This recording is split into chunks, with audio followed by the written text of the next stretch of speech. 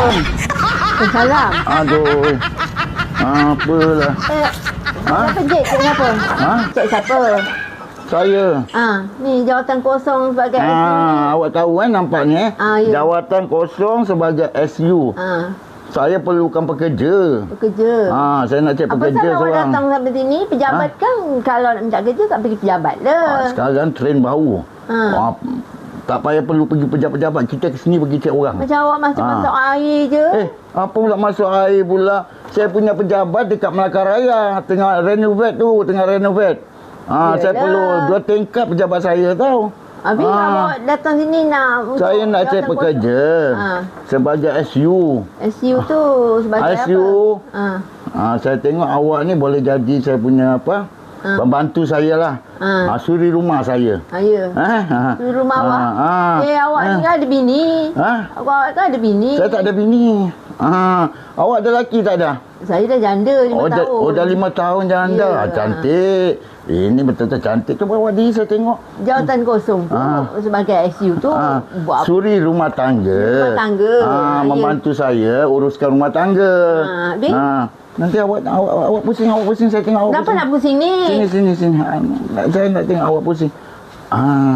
Mantap. Masih mantap. Saya tak nak lah kerja jawatan kosong. Boleh, jangan risau. Gaji berapa gaji? Gaji dia basic sekarang saya kasih awak 500 dulu.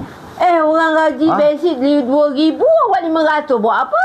Itulah awak tak faham. Awak kerja dulu sebulan saya tengok kalau awak kerja okey dapat uruskan rumah tangga saya dengan baik. Bukan kata 2,000 nanti saya kasih.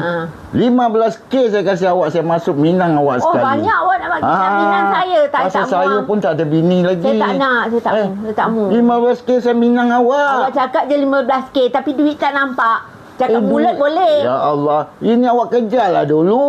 Saya nak tengok duit tu dulu. Baru saya kejar. Duit ada, insya-Allah ada, duit saya ada. 15K saya nak tengok. Duit saya semua pakai tekan awak QR. Cakap mulut aja buat apa? Duit tetap atas meja. Duit kat saya dekat bank. Aduh. Apa tak datang time cuti bank cuti? Ini masa sekarang duit saya masih ada. Ada berapa tu? Berapa awak nak cakap aja. Alah, sama berapa ringgit je. Berapa ringgit apa? Ini ada lagi. Tak nak. Banyak lagi duit saya. Saya tak mahu. Awak tak mahu? Awak cakap tadi 15K. Letak 15K. 15K saya nak awak kerja dulu. Kerja dalam saya sebulan. Nak tengok duit ada. Saya kasih awak 500. Awak tak mahu sudahlah. Saya banyak lagi orang bagi saya cari. Kalau nak 15,000 nak bagi letak duit dulu kat sini baru saya ambil. Cantik awak 15,000 nak kasih ni jam. Awak sama RM3. Awak punya kerja